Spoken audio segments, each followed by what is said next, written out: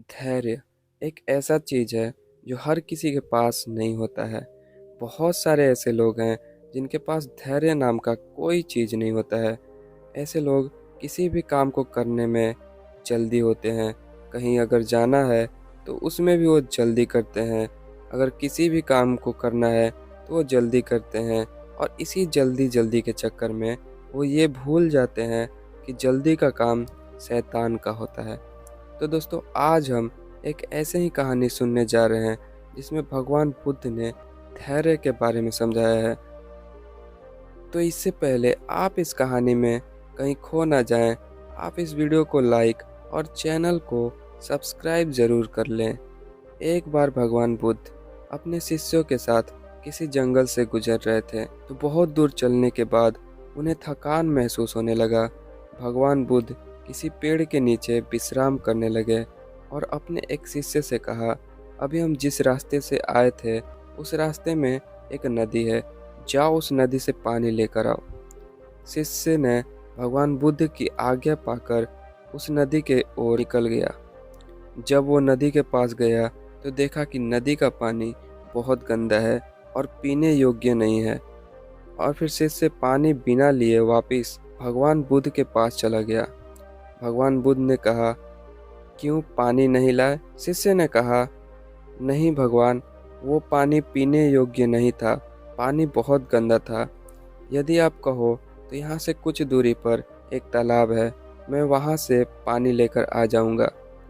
भगवान बुद्ध ने कहा, नहीं, उसी नदी से पानी लेकर आओ। फिर शिष्य ने भगवान बुद्ध की आज्ञा पाकर फिर से उसी नदी के पास गया और कमंडल में पानी भरकर वापस आ गया। बुद्ध ने जैसे ही पानी को देखा तो कहने लगे कि ये पानी तो बहुत गंदा है, मैं इसे कैसे पी सकता हूँ।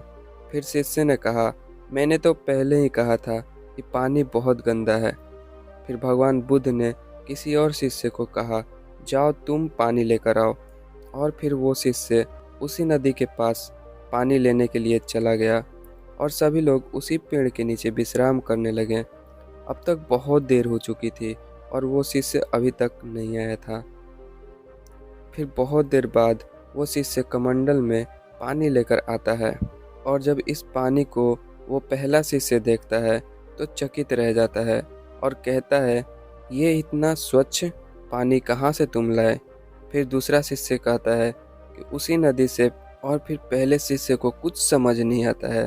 तब भगवान बुद्ध समझाते हैं कि तुम जब पानी लेने गए थे तो पानी गंदा था, क्योंकि कुछ देर पहले उस नदी से होकर कुछ जानवर गुजरे थे, इसलिए पानी गंदा हो चुका था। अगर तुम धैर्यतापूर्वक उस पानी को स्थिर होने तक रुकते तो वो पानी स्वच्छ हो जाता, लेकिन तुम रुके नहीं। इसी तरह से जब मनुष्य के भीतर गुस्सा आ जाए तो मनुष्य को धैर्यतापूर्वक गुस्सा शांत होने तक इंतजार करना चाहिए, क्योंकि गुस्से में लिया गया डिसीजन हमेशा गलत होता है और खुद को नुकसान पहुंचाता है। इसलिए बहुत सारे ऐसे लोग हैं जो सुसाइड और मर्डर करते हैं। तो दोस्तों, कैसी लगी हमारी ये कहानी?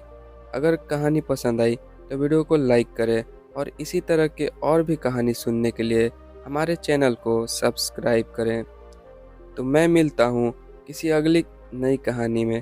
तब तक के लिए आप अपना ख्याल रखिए।